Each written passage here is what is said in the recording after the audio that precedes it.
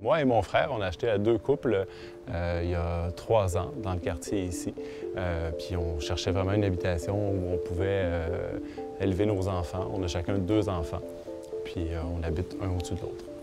Donc nous, quand on a choisi d'acheter, c'était un critère important, la vie de quartier, la proximité. Le fait de pouvoir se déplacer facilement, tant pour aller à l'école, pour aller à l'épicerie, puis avoir accès à plusieurs commerces autour de chez nous. C'est une surprise qu'on a eue, une surprise agréable qu'on a eue en arrivant dans le quartier. Tu te rends compte qu'il y avait beaucoup de jeunes familles avec des enfants du même âge que nous autres. On est à côté d'une école, l'école où va mon fils. Tiens la main à ta cousine, Félix. Puis, on a choisi aussi une garderie en milieu familial qui est aussi à 2 coins de rue d'ici. C'est tout à fait possible d'élever des enfants en ville sans voiture. Nous, ça fait bientôt 5 ans qu'on le fait.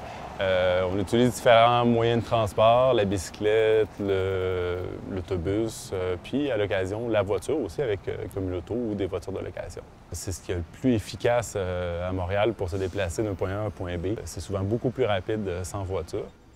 Avant tout, une question de valeur, une question écologique. On sent qu'on n'a pas vraiment le besoin. Moi, je travaille à la maison. Ma copine travaille pas très loin de façon accessible en métro. C'est aussi un poids en moins de ne pas avoir de voiture. C'est aussi pour nous une libération de ne pas avoir à pelleter, de ne pas avoir à s'occuper de l'entretien de la voiture, etc.